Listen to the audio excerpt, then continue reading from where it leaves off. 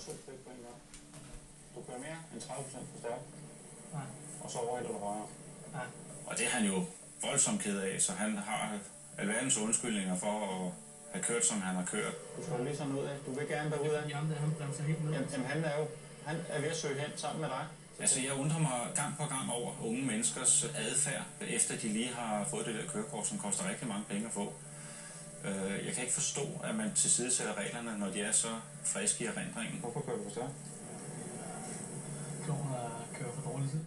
Jeg tror, det hænger lidt sammen med, at man som ung tror, man er udødelig og kan sætte sig ud over reglerne, og egentlig ikke har tænkt konsekvensen til ende.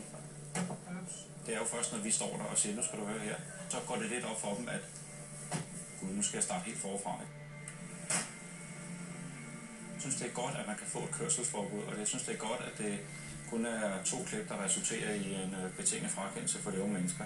De har ikke rutinen, de er overmodige, og de er overrepræsenteret i ulykkesstatistikker. Jeg var lidt ked af det. Så der er ingen tvivl om, at han har fået en lærestreg.